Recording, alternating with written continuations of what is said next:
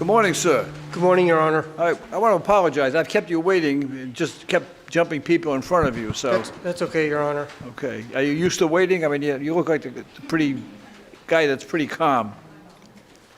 I'm on medication. I'm a 100% disabled war vet, so I'm on medication for anxiety and depression, All right, mood well, disorder.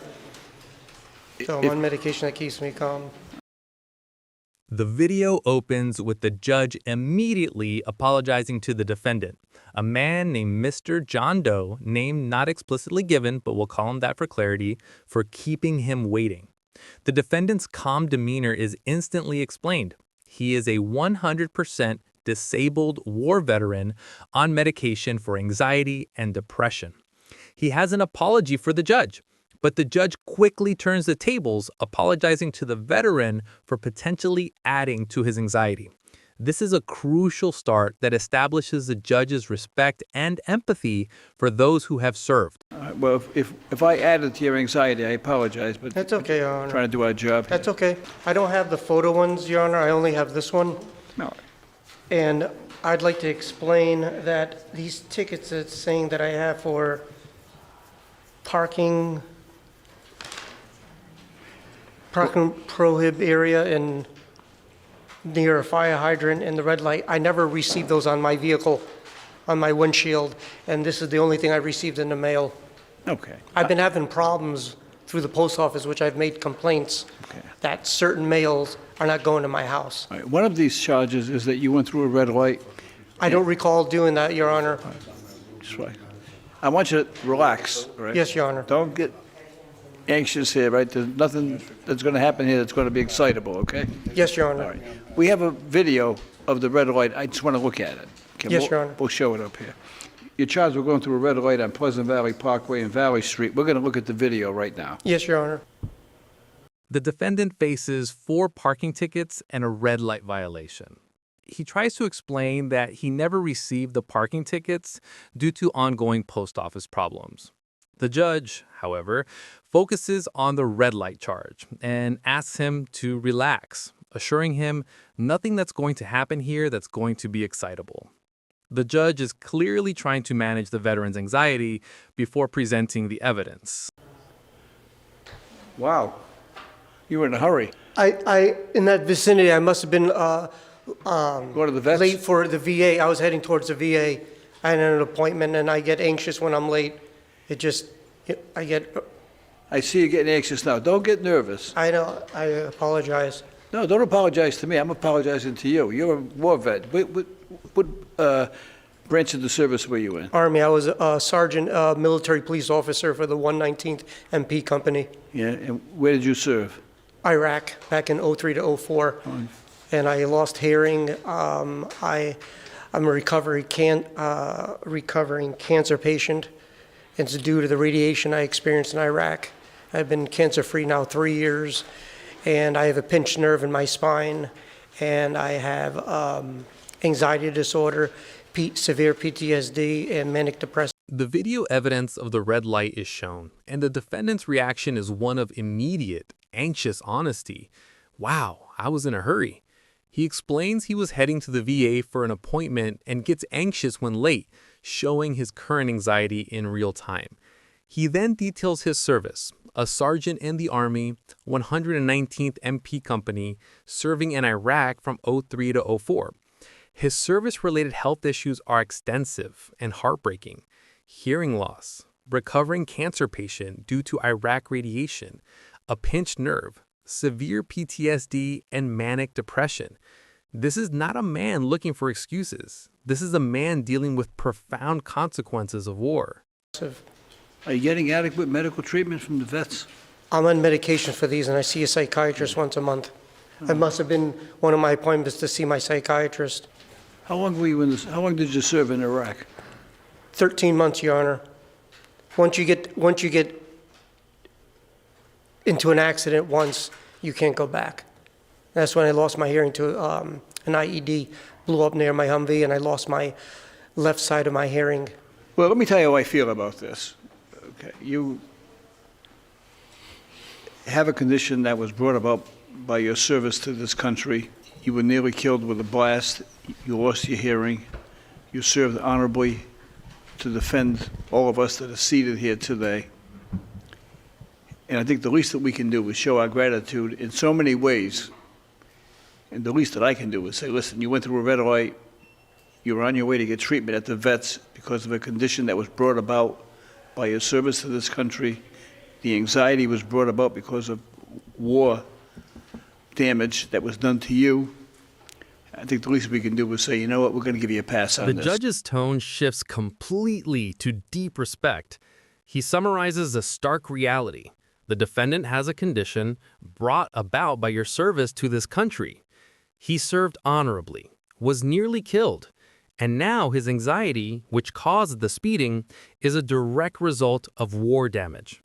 This emphasizes the emotional stakes. The judge delivers his ruling with profound gravity, stating the least they can do is show our gratitude in so many ways and give him a pass. Thank you, Your Honor. I appreciate it. And I'm going to do that. Thank you, Your Honor. I'm going to dismiss both of these charges. Thank you. With our gratitude and our thanks to you for everything you've done. The veteran is clearly overcome with emotion, simply saying, "Thank you, Your Honor. I appreciate it." The judge dismisses both charges, red light and parking tickets, without gratitude, meaning without expecting thanks, and personally thanks the veteran for his service to the country. A truly poignant moment where the system recognizes a debt it can never fully repay. For this country. Thank you, Your Honor. Good luck. Good morning, Margaret. You charged with going through a red light on Pleasant Valley Parkway and Valley Street. Right. This Yes. was on December 14th, just before Christmas, at 9 o'clock in the morning. All right, we're going to take a look at it, okay? Okay, lights, please.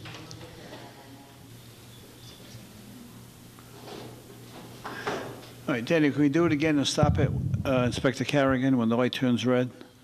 Okay, the light is green. It's yellow. Red. Okay. Light is red. You're a good 30 yards before the intersection when the light turned red. Lights, please. The scene immediately transitions to the next defendant, a woman named Mrs. Buggy, implied name. She is also facing a red light violation from December 14th. The judge shows the video, confirming she ran the light. Mrs. Buggy admits, "I went through the red light," and she is shocked when she sees the video. I went through the red light. I was on my way back to the hospital. My husband had had surgery that morning, and I didn't even know I went through that light until I got the ticket in the mail. And it showed that I saw the video, and I couldn't believe it that I did that. I'm 71 years old. I have never had a ticket. And I'm hoping that you could understand. Where was your husband? At the vets?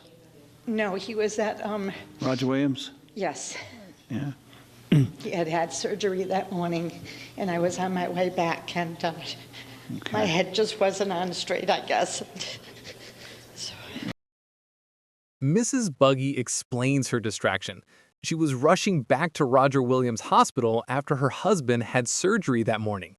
She admits her head just wasn't on straight, and she didn't even realize she ran the light until the ticket arrived. This is a different kind of anxiety, the emotional strain of caregiving. She pleads with the judge to consider her perfect 71-year driving record. She's never had a ticket, ever. And that was 6 weeks ago. How's he doing? He's doing fine. He's doing good. He's making a good recovery? Yes. Okay. Few problems, but he's doing okay. Well, I'm happy to hear that. Thank you. Okay. So you were preoccupied and anxious because of your husband's condition, and you didn't see the light. I didn't even realize I went through a light. Like I said, when I got it in the mail, I was shocked. And when I seen the video, and I absolutely did, no doubt about it. But I'm hoping that with my record and everything, it might help. Well, I do have your record. You haven't even had a parking ticket, No. ever. So I'm going to give you a break on it, Thank you. based on the circumstances. Now, I don't want you, every time your husband has some kind of a surgical procedure, going through red lights, Because what's going to happen is next time he's going to go to CVS and you're going to say, well, my husband was in the pharmacy, And then after that, you're going to say, my husband had a headache and I was preoccupied. So, right. So this is your one shot, okay? Yes, sir. All right. I appreciate it. The judge confirms her husband is recovering well and sympathizes with her preoccupied and anxious state. He confirms she has never even had a parking ticket. The judge decides to give her a break on the circumstances. He closes with a humorous but meaningful warning against using a husband's minor ailments as an excuse in the future, concluding with a heartwarming thought. We should all be so lucky to have someone who loves us so much. That is the definition of true love. Professional overview and call to action. This segment featured two profoundly compassionate rulings by Judge Caprio. The first case involved a 100% disabled combat veteran facing multiple violations. The judge dismissed all charges, recognizing the veteran's anxiety and health issues, PTSD, cancer, hearing loss from an IED, were direct results of his service. The ruling served as a public act of gratitude for the cost of freedom. The second case involved Mrs. Buggy, a 71-year-old with a perfect driving record who ran a red light while preoccupied with the anxiety of her husband's surgery. The judge recognized her selfless concern and dismissed her ticket, highlighting the value of true spousal love and commitment.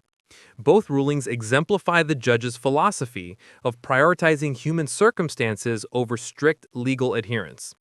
If you believe Judge Caprio handled these two emotional cases perfectly, hit the like button and share this video.